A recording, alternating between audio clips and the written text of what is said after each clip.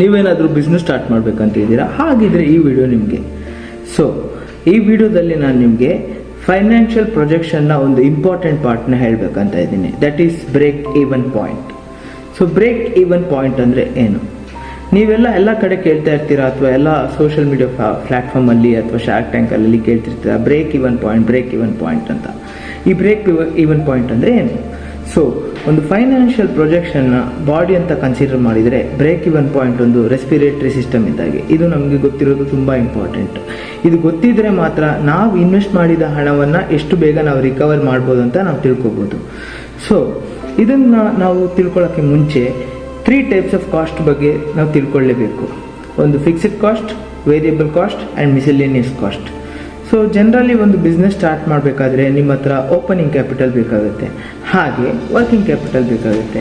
Opening capital ಅಂದರೆ ನೀವು business start ಮಾಡುವಾಗ ಬೈ ಮಾಡುವಂಥ ಅಸೆಟ್ಸ್ ಮತ್ತು ಬಿಸ್ನೆಸ್ ಸ್ಟಾರ್ಟ್ ಇರುವಂಥ ಫಿನಾನ್ಸನ್ನು ನಾವು ಓಪನಿಂಗ್ ಕ್ಯಾಪಿಟಲ್ ಅಂತ ಹೇಳ್ತೇವೆ.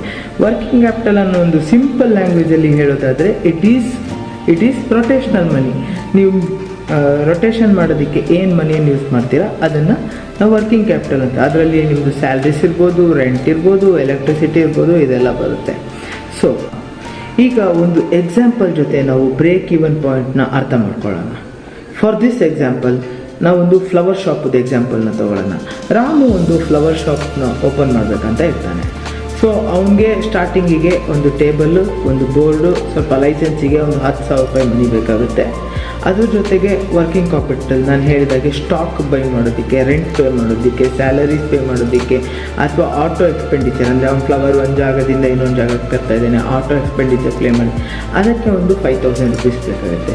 ಮಿಸೆಲೇನಿಯಸ್ ಒಂದು 5,000 ರೂಪೀಸ್ ಬೇಕಾಗುತ್ತೆ. ಸೊ ಫಾರ್ ಎಕ್ಸಾಂಪಲ್ ರಾಮು ಒಂದು ಹೋಲ್ಸೇಲರಿಂದ 100 ರೂಪೀಸ್ಗೆ 1 kg ಫ್ಲವರ್ನ ಬೈ ಮಾಡ್ತಾ ಇದ್ದಾನೆ.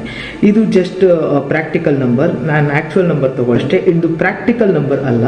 ಸೊ 100 ರೂಪೀಸಿಗೆ 1 kg ಫ್ಲವರ್ನ ಅವನು ಬೈ ಮಾಡ್ತಾ ಇದ್ದಾನೆ. ಅದನ್ನು ಹೂವು ಕಟ್ಟಿ ಎಲ್ಲ ಆದಮೇಲೆ ಅವನು 250 ರೂಪೀಸಿಗೆ ಮಾರ್ತಾ ಇದ್ದಾನೆ. ಸೊ ನಾವು ಈಗ ಒಂದು ವಿಷಯನ ತಿಳ್ಕೊಳ್ತೀವಿ ಇಲ್ಲಿ, ಕಾಂಟ್ರಿಬ್ಯೂಷನ್ ಮಾರ್ಜಿನ್ ಅಂದ್ರೆ ಏನು? Purchased cost minus selling price, or selling price minus purchased cost is called as contribution margin. So 250 ರೂಪಾಯಿ ಮಾರ್ತಾ ಇದ್ದಾನೆ, 100 ರೂಪಾಯಿಗೆ ಪರ್ಚೇಸ್ ಮಾಡ್ತಿದ್ದಾನೆ, 150 ರೂಪಾಯಿ ಲಾಭ ಅವನಿಗೆ ಸಿಗ್ತಾ ಇದೆ. ಸೊ 1 kg ಫ್ಲವರ್ನ ಅವ್ನು ಮಾರೋದ್ರಿಂದ ಅವನಿಗೆ 150 ರೂಪಾಯಿ ಲಾಭ ಬರುತ್ತೆ. ಈಗ ಓವರಾಲ್ ಆಗಿ ಅವನು 20,000 ರೂಪಾಯಿ ಇನ್ವೆಸ್ಟ್ ಮಾಡಿದ್ದಾನೆ. ಈ 20,000 ರೂಪಾಯಿನ ನಾವು 150 ರೂಪಾಯಿಂದ ಡಿವೈಡ್ ಮಾಡಿದ್ರೆ 133 ನಂಬರ್ ಸಿಗುತ್ತೆ. ಅಂದರೆ ಅವನು ಬ್ರೇಕ್ ಈವನ್ ಆಗಬೇಕಿದ್ರೆ, ಅಂದರೆ ಪ್ರಾಫಿಟ್ ಮಾಡದೆ ಅಸಲ್ ಅವನು ಇನ್ವೆಸ್ಟ್ ಮಾಡಿದ ದುಡ್ಡು ಅವನಿಗೆ ರಿಕವರ್ ಆಗಬೇಕಂದ್ರೆ ಅವನು 133 kg ಹೂನ ಮಾರಬೇಕು.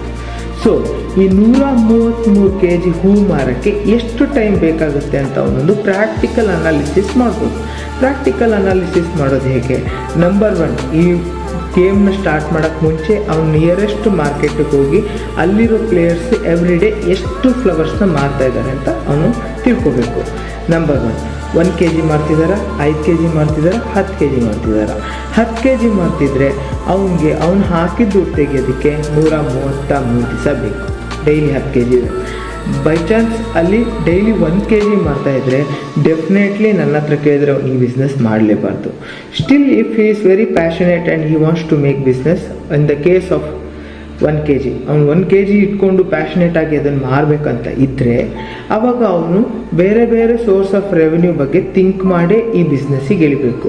ನಂಬರ್ 1, ಅಂಗಡಿಯಲ್ಲಿ ಮಾರೋದಲ್ಲದೆ ಕೆಲವು ಶಾಪ್ಸ್ಗಳ ಜೊತೆಗೆ ಟೈಅಪ್ ಇಟ್ಕೋಬೇಕು. ಕೆಲವರಿಗೆ ಡೈಲಿ ಹೂ ಬೇಕಾಗುತ್ತೆ, ಅವರಿಗೆ ಹೂ ಡೆಲಿವರಿ ಮಾಡಬೇಕು. ಅದು 1ನೇದು. 2ನೇದು, ಲೋಕಲ್ ಮಾರ್ಕೆಟಲ್ಲಿರುವಂಥ ಪ್ರೀಸ್ಟ್ ಮತ್ತು ಟೆಂಪಲ್ ಅವ್ರ ಜೊತೆಗೆ ಅಸೋಸಿಯೇಷನ್ ಇಟ್ಕೋಬೇಕು. ಸೊ ಈ ಪ್ರೀಸ್ಟ್ಗಳಿಗೆ ಅವರ ಪೂಜೆಗೆ ಏನೇನು ಫ್ಲವರ್ಸ್ ಬೇಕಾಗುತ್ತೆ ಇವನೇ ಅವ್ರಿಗೆ ಹೋಗಿ ಡೆಲಿವರಿ ಕೊಡಬೇಕು. ಸೊ ಸರ್ವಿಸ್ ಎಷ್ಟು ಬೆಸ್ಟ್ ಇರುತ್ತೋ ಅಷ್ಟು ಇವನಿಗೆ ಸೇಲ್ಸ್ ಆಗುತ್ತೆ. ಸೊ ಈ ಥರ ಮಾಡಿದ್ರೆ 133 kgsನ ಅವ್ನು ವಿತಿನ್ 1 ಮಂತ್ ಅಚೀವ್ ಮಾಡೋಕ್ಕಾಗುತ್ತೆ. ಸೊ ಹೀಗೆ ನಾವು ಬ್ರೇಕ್ ಈವನ್ ಅನಾಲಿಸಿಸ್ನ ತಿಳ್ಕೊಬೋದು. ಈ ಥರದ ವೀಡಿಯೋಸ್ ನಿಮಗೆ ಬೇಕಿದ್ರೆ, ಅಥವಾ ಹ್ಯಾಂಡ್ ಟೇಲರ್ಡ್ ಬ್ಯಾಲೆನ್ಸ್ ಶೀಟ್ ಅಥವಾ ನಿಮ್ಮ ಫೈನಾನ್ಷಿಯಲ್ ಪ್ರೊಜೆಕ್ಷನ್ಸ್ ನಾವು ಮಾಡ್ಕೊಳ್ಬೇಕಂದ್ರೆ ನಮ್ಮ ಇನ್ಸ್ಟಾಗ್ರಾಮ್ನ ಫಾಲೋ ಮಾಡಿ. Thank you.